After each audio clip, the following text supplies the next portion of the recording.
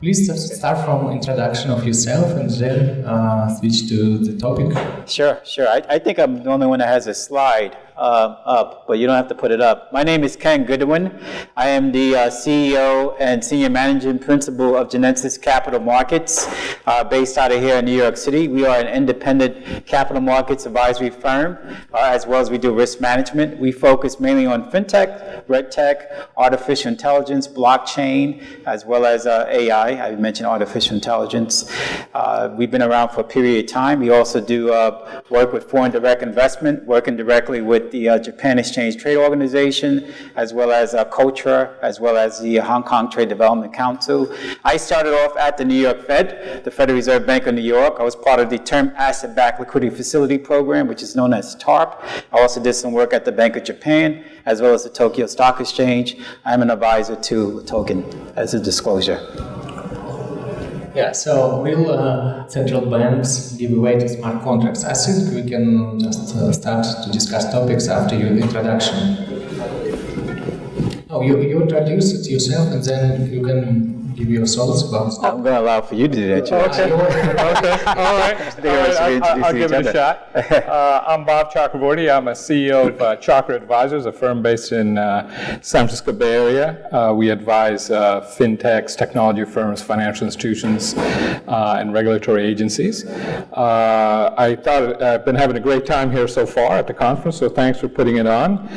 It's great to see an interesting mix out there. So let me start by answering the question. The way I interpret it is, working at a central bank, we know we have three legs to the stool.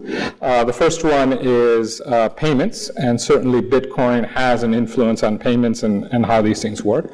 A big issue in the payments arena is making sure the funds are there when you make the payment. So for example, if you use a check, it bounces, there's a risk. With Bitcoin and other currencies, if it's not hacked, it goes through, there's no risk there. It's kind of interesting. However, as we've heard today, it's not something that's going to take us by storm overnight. There's going to be something related to the fiat currency and how it works. So that's something that's interesting. Going back to Professor White's slides, I worked at the Fed, and then I worked at the clearinghouse, which was one of those clearinghouse pictures that predated the Fed. The slogan there was, they were the Fed before the Fed. But even in their system today, in something that used to handle foreign exchange transactions, they actually have to provide liquidity at the beginning of the day using central bank reserves, which is a form of fiat. So there is some interlinking things going on there. The second thing that the Fed does is supervision and regulation. There are non-banks involved here, so they generally look at banks, but they also have been given the mandate to look at systemic risk. And this basically is a catch-all to say that it can look at almost anything out there that it deems systemically important. I don't think Bitcoin or these currencies are there yet, but I'm sure they have a lot of focus on this to see what happens going forward. And this will become somewhat critical in the ICO market, where I heard today and I heard before that if you start giving out tokens and say it's a donation, things might happen somewhere in the future. And of course, the key is, who are you trying to protect? Are these accredited investors or, as I heard earlier, the grandmas?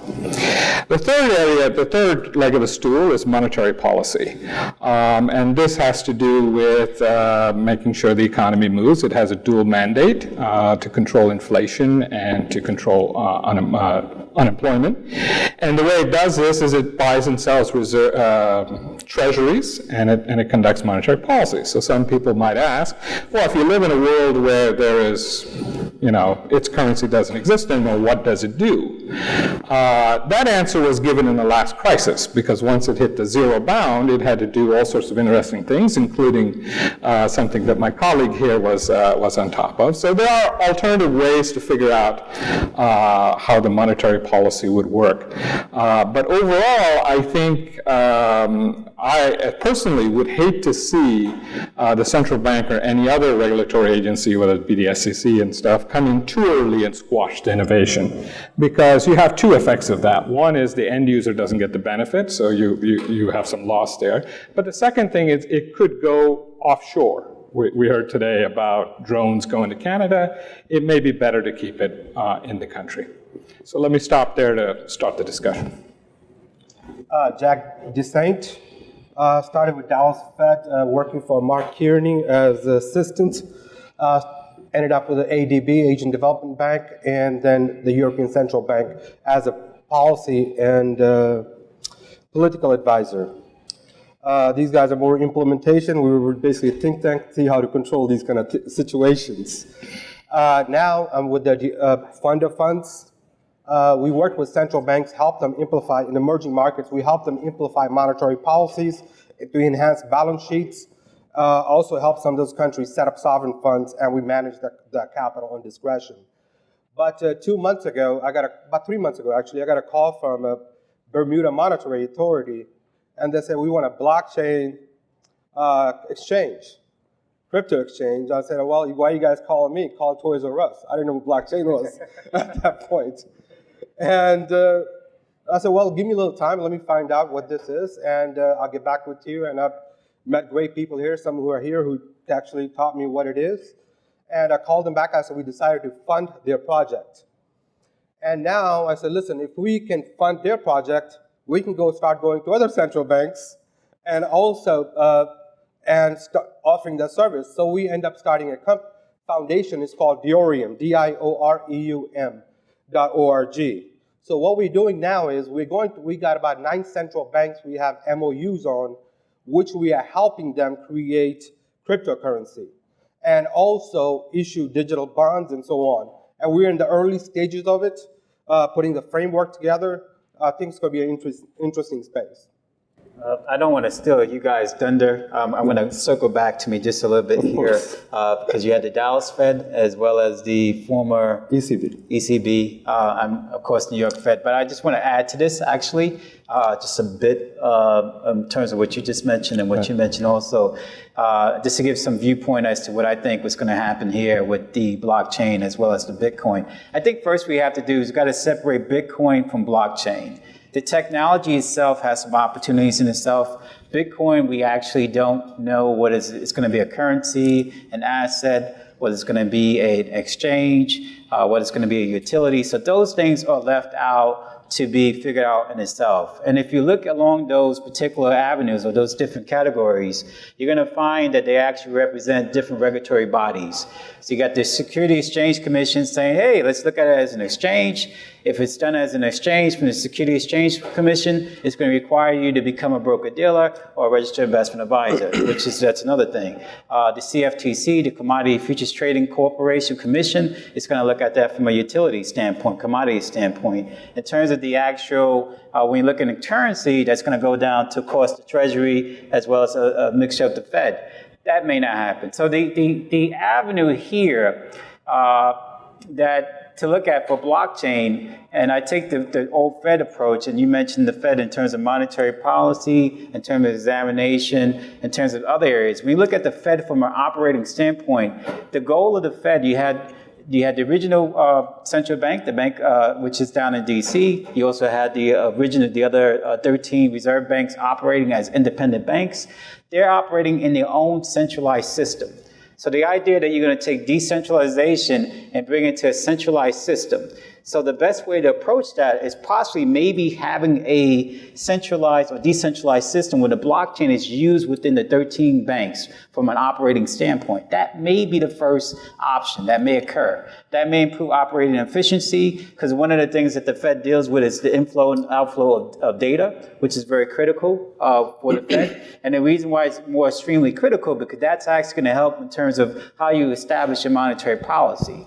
So think of that from that perspective, and I'm going to push that over to my colleague at the very end. That's one of the things I wanted to add. Hold on. Hold on.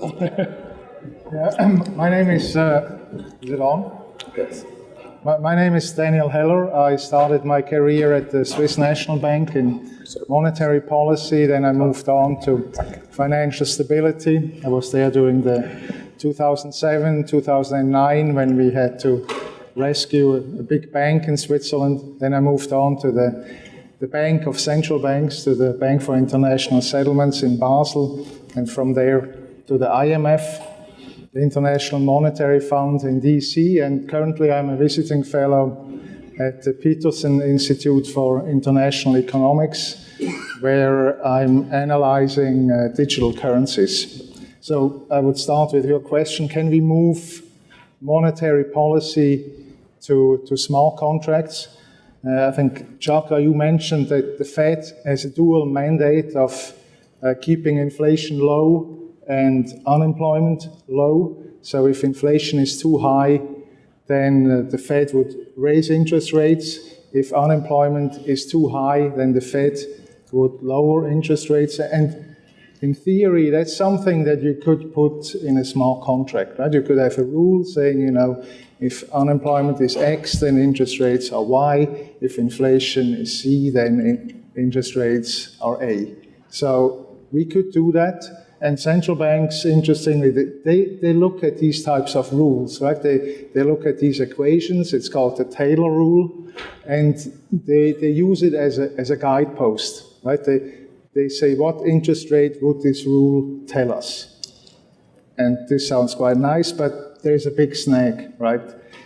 Reality is more complex because there are surprises, things that you don't know, things that you know will happen. Let's take the financial crisis. If you had just followed this rule, you know, you would have kept interest rates high. But everyone knew unemployment will go up in the next years. So it was time to react very quickly, and we saw the Fed lowered interest rates overnight, basically to zero.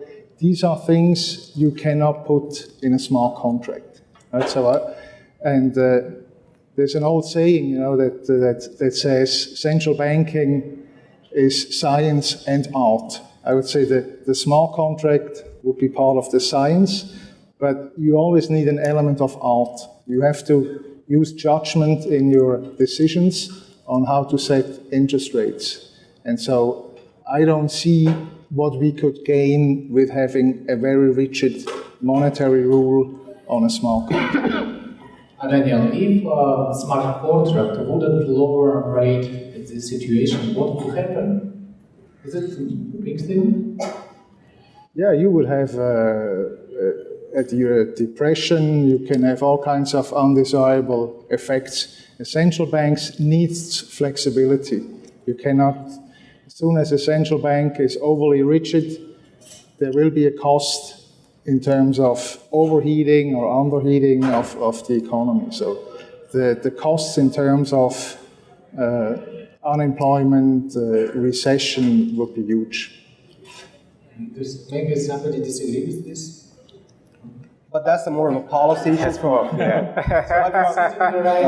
I disagree with myself. Well, I was going to say the Taylor rule does require some discretion, and that's a flaw in the Taylor rule. But if there have been proposals to automate monetary policy by embodying it in a futures market for nominal income. And so the central bank would automatically react, it would be programmed to react to try to stabilize nominal income by responding to what a market in nominal income futures would be predicting. Now, we don't have that market now, so it's kind of a fantastic suggestion, but I think the attempt to run central banks by art, by the educated forecasts of central bankers, has been a source of instability more than stability over the years. Well, this is how I look at it. I mean, I don't think central bank is going to change policy because blockchain, but only thing, you just have to look at the cryptocurrency, it's just going to replace mint. That's it. And they're going to start issuing digital currencies. I think even the Federal Reserve here, they already announced by 2020, they're going to issue cryptocurrency. And we're talking to about 20 other central banks which are looking to do the same. And that you just have to look at it from that perspective. Policies, like you can't mess with it. I mean, they've been there. They're going to be we're going to be there after the technology is implemented. I'm not sure the Fed announced that they're going to have. They did actually. New York Times. I've heard their governor say that they're really looking into it. I've heard other countries that are going that route. Actually, I'll send you an article. Okay, please do, because I'm not so sure they're quite there yet. But I think the other aspect of Bitcoin is that somebody Google it, please. It's a finite number. So I know that can be, some people believe in the gold standard, that can lead to better monetary policy. Others would argue that it could lead to problems of depression and deep recessions because you can't increase the money supply. So there's debate on that as well. The smart contract, I think, almost in anything. I used to work with lawyers, and I used to tell them, you prepare for divorce, and I prepare for the happy outcome. So that's how we look at the world. As we all know, everything can't be written in the contract. There's always some process, and I would find it hard to believe that you could just run the smart contract without ever intervening under any circumstance. We saw the Fed do this using 13.3 in the last crisis. So, extraordinary times might lead to extraordinary, measures. But the question is, in other times, is it a path? And as you can see, there's debate on that. Yeah, I kind of agree with my colleague in terms of extraordinary measures leading into extraordinary times, because I sat at the table when we had the TALF program, Term Asset-Backed Liquidity Facility program. I think we have to be very measured. The Fed is going to be very measured in its approach in terms of monetary supply or monetary policy. We have the smart contract and monetary supply. It's really, when you think about it, it's two different things. The monetary supply in itself, this is circulation of currency. So you have to look at the Fed from the standpoint of the impact that it has. So when the Fed is following the volatility of the currency movement, it's looking at the impact. And the one way that we do as an economist is, as you probably know already, is that you go about and you find out about the impact that it's going to have on households, on the communities. And you do that basically by surveys. And so there's a timing mismatch on that. And that's actually used to actually help in terms of research, in terms of setting up the policy. So let us not get confused with that. The Bitcoin itself, that's going to be a much more muted approach. And I'd love to hear more about the notion that the central bank may use it. I don't see that happening anytime soon. As it goes back to my original presentation, where if you actually say it's a Bitcoin or a currency, you're basically changing the entire laws and regulations that's been around for almost a period of time, Bank Holding Corp Act and everything else. In terms of the blockchain itself, there could be possibilities of a chance of that occurring more from an operational basis. So let's try to separate between technology and cryptocurrency. Let me add something to what you said in the presentation, the role of the payment system. So the central banks, they run the large interbank payment system, and depending on how these flows are, during the day, interest rates go up or down. And the central bank watches very closely how the Fed funds rate responds depending on these flows, and is ready minute by minute to adjust the liquidity provision to smooth the intraday interest rates. So it's not just a rule, right? They're always in the market, and I think you were there. It's a steady task, and if you don't do that, then you have fluctuations. Why is the Bitcoin price so volatile? Because there's no central bank that keeps the fluctuations within a certain band. So if there's no one regulating supply, then you have these spikes that we see. And if you are the unit of account, if your currency is a unit of account, that's not good, right? That's not what the consumers want. On the other hand, could the central banks create cycles and then react on them? So there's kind of self-created ways which central banks try to manage. Perhaps if central banks do not be so influential, there will be less cycles in the economy. What do you think? That's one theory. I think what you're saying is that the business cycle that we have, that would be dampened without the central bank. Some people believe that.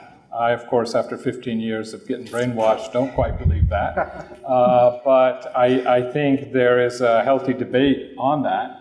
I think if you do central banking badly, you will certainly get that. There are countries that take out currencies and stuff like that, or do certain policies like inflate their economy.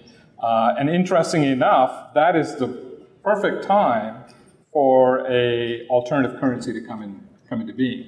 And this has existed prior to cryptocurrencies. There have been, sometimes a dollar comes in, sometimes other currencies come in. So, and that's happened. I add a little to that. It's interesting to think about what it would take for Bitcoin or some other cryptocurrency to replace all the fiat currency in the world, which is a scenario that some people have imagined. And if you look at countries that have replaced their native currency, say Ecuador in 2000, when they had a hyperinflation, everybody dropped the local currency and put their savings and put their transaction balances in something that they trusted better. Bitcoin wasn't around, it was US dollars. They dollarized themselves. It's kind of a popular dollarization from the bottom up. And they still have a central bank in Ecuador, but it doesn't issue money anymore. Nobody wanted its money, and the government finally tossed in the towel and officially adopted the US dollar. So the fact that it took really high inflation to get rid of the currency tells you there's more evidence that there is this kind of stickiness, a kind of network effect, that people will continue to use the most popular currency until it gets really costly to do so. But in a world where Bitcoin is available, and in a world where tokenized gold is available, we could, I don't wish it on any country to run the experiment, but it will be interesting to see what people move to as they abandon the local currency. But I think it's... But if central banks don't screw up that badly, then they have the incumbent. But I think that's exactly the point. The beauty of blockchain and Bitcoin and other private currencies is that they compete with the dollar, the euro, Venezuelan bolivar, right? And they keep control, or they keep pressure on the central bank to do a good job. Because if they don't, they will be replaced. And I think that's really... Could it be? You said that there used to be private monies. That's true, but I think with technology, the space really opened up, and in a way, it's a good thing. You know, it keeps an eye on the central banks. But one thing I would say is I don't see local currencies being abandoned. As a strategist, I don't think that will ever happen. And I think Bitcoin, at the end of the day, it may be a fad. I mean, we look at it, I talk to a lot of central banks globally now, even because we are designing a system to how to implement our system within the central banks. And then I think blockchain, Bitcoin, end of the day, will end up being securities, nothing more than that. So what about if there's a possibility of a managed float where you have because the volatility is constantly going, that's one of the biggest challenges that you have in Bitcoin, is you have this volatility. But what if there's a managed float supported by a We're actually developing a system very similar to it, where you actually have a kind of control of the ceiling and the floor, so you're able to manage it? I mean, But what's the possibility? Let me answer that question. So what we did is, now we have 9 central banks who we have MOUs with. I said, okay, well, what we will do is, we're in early stages of, I said, we can create a digital currency, but we need a volatility in the middle for people, for trading purposes, other purposes. I said, we can build these global exchange in the middle of it. On the other side, you need stability, because let's say he's in Rwanda, he's selling a goat, and some goat, I don't like his goat, and I want to buy his freaking goat, you know what I mean? So now I said, listen, I need some stability. So we're creating a currency, which is actually, we are pegging it to gold. And it will be uniform within all the central banks.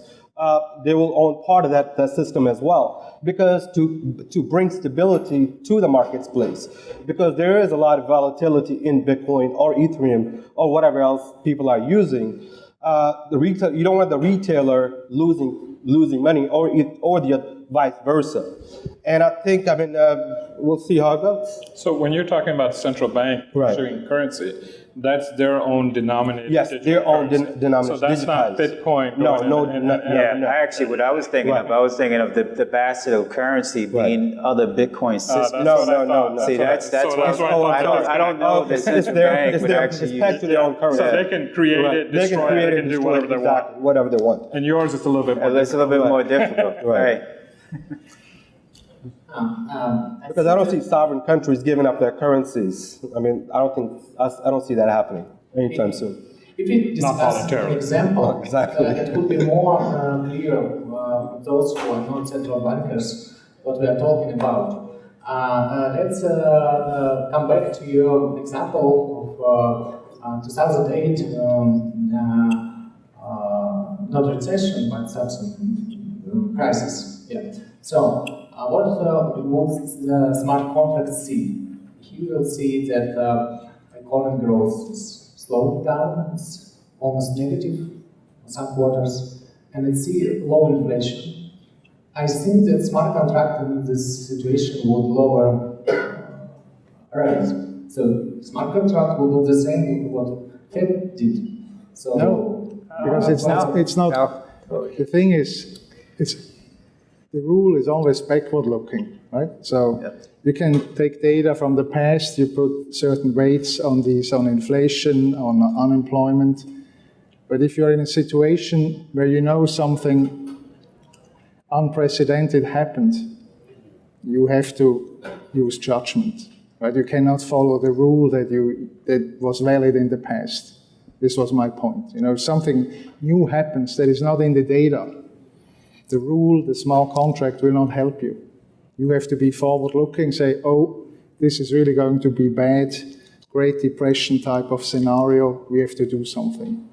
I think it may be good in the sunny days, it may be quite helpful, but as soon as you are in the middle of a hurricane, you cannot trust the data, and artificial intelligence will not solve that, machine learning will not solve that, and simple rules cannot deal with this.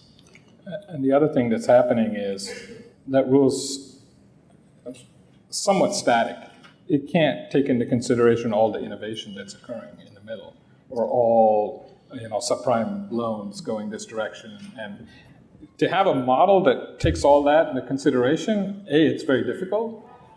Most models are very good at predicting when the slope is going like this, and you're going to say it's going here, or going like this and going here. It doesn't do very well when the curve goes up and down.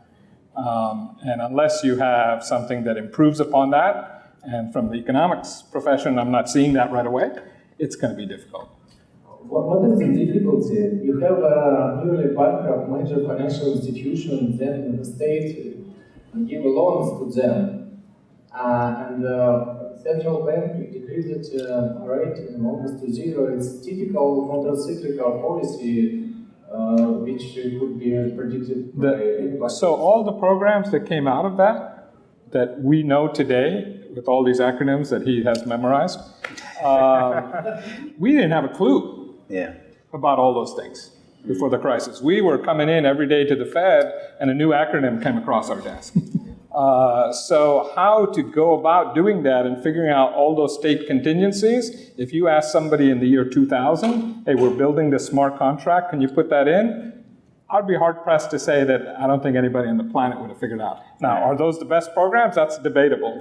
And then the politics of it makes it difficult, right? Because you had to go to Congress and get approval and do certain things. So it's not, our tools that we were using before weren't working because we were sitting at the zero bound. We didn't know. I mean, as an economist, you go to school, you don't spend many hours on what happens at the zero bound. Right. You have to keep in mind there was a process in place. You have multiple institutions that were involved. You have the Treasury Department that's involved, Department of Justice. You have multiple layers that would actually occur at the federal as well as other levels. But you also have the capital markets. So you have to think about the primary dealers that were impacted too, the major institutions, JP Morgan, Citigroup, and so forth. Keep in mind during that period of time, remember the spreads were wide, right? So you had the primary market that was not lending to themselves. So you had banks not lending to each other, right? You had the secondary market that was shut, right? So you had GE Capital and those other secondary sources of liquidity that was in there, right? And then that left off to the finalized level, which is the discount window, right? Which is the taxpayers. So you had all these different issues that had to be dealt with, and you had this wide spread, right? So nobody was lending to each other. Remember, back in those days, you had no ability to buy a home or buy a car because you had these wide spreads that were there. So the idea was, how do you narrow that spread so it could trickle down to the consumer level? And it actually worked. I mean, the idea. TALF worked tremendously because it was the very same vehicle that destroyed it was used, but it was actually in a controlled marketplace. And that's really the key. What is exciting is that you mentioned that capital markets were paralyzed because of the big to fail institutions, which doesn't exist in blockchain. I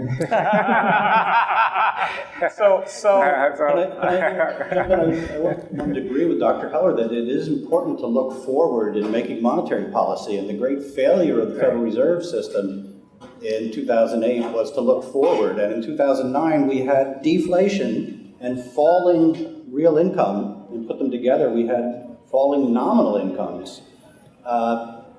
So giving the central bank the task of looking forward doesn't mean they will actually do it successfully. So the alternative to relying on the wisdom of a committee of central bankers is relying on the wisdom of crowds. Right. So what we need is a market where people are forecasting what's going to happen to the economy and take feedback from that. I mean, as long as we're on this kind of fiat system. I think you made a good point that maybe, or I would say before the crisis, the Fed may not have been forward-looking enough, right? But I think if you look at, and you also mentioned that it led to volatility and so on. I mean, that's debatable, right? We don't know the counterfactual. If they had used the rule for the past 20 years, where we would be. But I mean, if you look at the world now, it's not so bad, right? We have 3% growth, unemployment is low, inflation is low. So, I mean, it depends on how you look at it, but the condition of the US economy is pretty good. I think that you would do something similar to what Fed did, right? In this crisis. Yeah? Yeah, I mean... And I think that many people there will do the same. I mean, I can tell you... Exactly. But I can tell you, in Switzerland, in 2007, our models predicted we should increase the rates. All models we had said we should go up with the rates. But we knew this would be the wrong thing. We had to lower rates, and that's what we did, and the outcome was okay too. Yeah, I feel that some part of the auditory get lost. It's very great that we have such a deep academic discussion about blockchain. It's very important. Great response there.